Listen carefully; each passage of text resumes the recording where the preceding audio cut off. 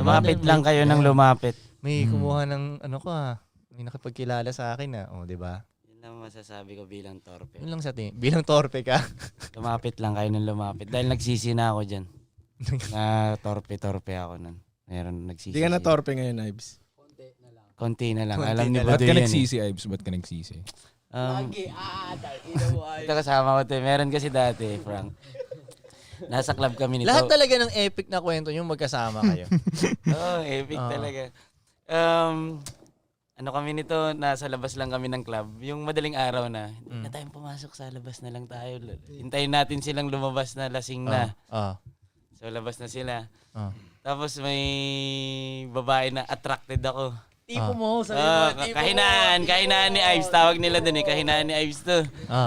Tapos nung hindi ko siya makausap. Kung gano'n ako, hindi ako makababa.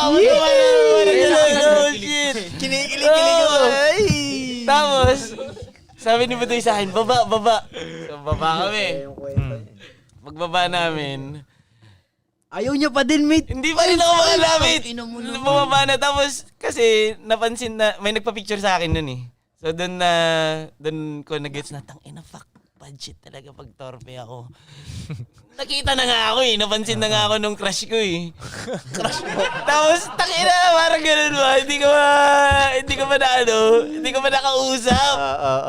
Tapos yun, hanggang sa umalis. Umalis na, wala Malay na. mo, soulmate mo sana yun, no? Tangina nga. Pero may kapalit naman tayo nun, Ives, diba? Sabi ko sa kanya, Ives, ganito magtawag, sinakay namin sa kotse. Pre. Kalma tayo. Tranquilo, senyor. Ano yun, mate?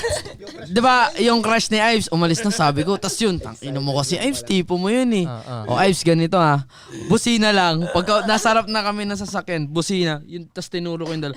Sakay, nung sumakay na, hinihila ng mga boyfriend dun sa Wait, ibang babae na to? ibang babae. Ibang babae na galit sa amin yung yung boyfriend, hindi natin alam kung boyfriend o lalaki niya nung gabi na yun Tapos inandar na namin. Nung andar na namin, sabi ni Ives, okay, magbato-bato, pick kayong dalawa dyan.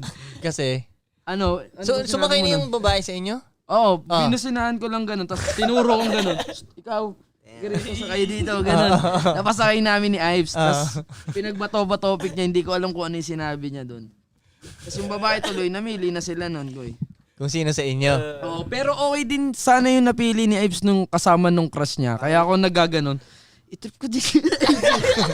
Yung kasama ba nung Saka palang torpe. Oo. Kasi parang yung trip ni Ives ay yung leader dun sa kanila Pag hindi nakuha yon, hindi sasama yung dalawa ba? Ay, tang ino mo Ives. Ang torpe mo dun Gets. Sa bagay, yan nga talaga pagkakilala ko dito kay Ives Ganyan siya. Hindi nga kayang humingi ng tubig sa Chowking yan Tangina mo, Ives, ano yun? Naalala mo yun, boy? Naalala ko yun. Gago, naalala ko lagi yun. Dami kong battles sa ganun Hindi, gago na yung panahon na yun, nasa low point si Ives noon. Bottom rock. Oo, Pero kahit sino, parang ako naiintindihan.